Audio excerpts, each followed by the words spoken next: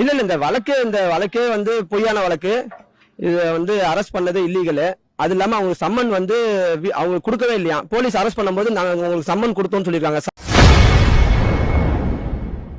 தெலுங்கர்கள் குறித்த சர்ச்சை கருத்தால் கைது செய்யப்பட்டுள்ள நடிகை கஸ்தூரி மகனை பார்க்க வேண்டி சிறையில் வாடுவதாக அவரது வழக்கறிஞர் பிரபாகரன் தெரிவித்துள்ளார். இல்ல அவங்க சன்னிட்ட மட்டும் பேசணும்ன்ற கோரிக்கை சொல்லியிருந்தாங்க. நாங்க வந்து சூப்பரிண்டென்ட் அங்க உள்ள ஜெயிலர்ட்டையும் சொல்லியிருக்கோம். அவங்க வந்து போன்ல கால் பண்ணி போன் வசதி இருக்கும், எப்பயாவது நீங்க ஒரு கால் பண்ணிக்கலாம் அந்த மாதிரி. இல்ல அவங்க வந்து எல்லாரோடய சேர்ந்து இருக்கணும், தனியா இருக்கணும் தான் நினைக்கிறாங்க. இப்ப வந்து குவாரண்டைன் பிளாக்ல இருக்காங்க, ரூம் நம்பர் 10ல இருக்காங்க. அங்க எல்லாரோட இருக்காங்க. அது இல்லாம வந்து புக்ஸ் இன்னைக்கு காலைல லைப்ரரியில போயிட்டு புக்ஸ் எல்லாம் எடுத்தாங்க போல. அது அந்த புக்ஸ் எல்லாம் படிச்சிட்டு இருக்காங்க சார். உங்க பேர் டிஆர் பிரபாகரன், அட்வொகேட். இல்ல இந்த வழக்கே வந்து பொய்யான வழக்கு. இது வந்து அரெஸ்ட் பண்ணது இல்லீகல்.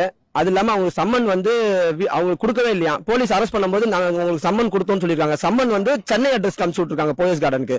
பட் ஆனா அவங்க வந்து ஷூட்டிங்காக ஹைதராபாத்ல இருந்திருக்காங்க. அதே மாதிரி அவங்க ஆப்ஸ்கான்லாம் ஆகல. நான் வந்து இதுக்கு ஆப்ஸ்கான் வீட்டுல ரெசிடென்ஸ் தான் போய் அரெஸ்ட் பண்ணிருக்காங்க. அதனால தலைமறைவாலாம் இல்ல, அது வந்து பொய்யான குற்றச்சாட்டுன்னு சொன்னாங்க சார். சார் வழக்கே இப்போ பொய்யான வழக்குன்றீங்க. ஆனா வீடியோ ஆதார அடிப்படையில தான் வந்து இப்போ அவங்க ரிமாண்ட் பண்ணிருக்காங்க. இப்போ நீதிபதி கூட சொல்லியிருக்காரு பேச்சு வந்து அணுகுண்டு மாதிரி இருக்குதுன்னு. அது எப்படி சார் பொய் வழக்குன்னு சொல்றாங்க சார்? இது நம்ம ரைட் டு ஸ்பீச். இப்போ வந்து ஒரு நீங்க பார்த்து பாலிடிக்ஸ்ல வந்து ஒரு தலைவர் இன்னொரு தலைவர் வந்து அசிங்கமா பேசுவார், திட்டுவாரு, பண்ணுவாரு. அந்த மாதிரி யதார்த்தமா இவங்க பேசுறதுதான். பட் குறிப்பிட்ட ஒரு சமுதாயத்தை வந்து இவங்க வந்து குற்றச்சாட்டோ இல்ல வந்து அவங்க மேல வந்து ஒரு இதுவோ கிரட்ஜோ கிடையாது. அவங்களுக்கு எந்த இன்டென்ஷன் இல்லைன்னு நான் சொல்ல வரேன்.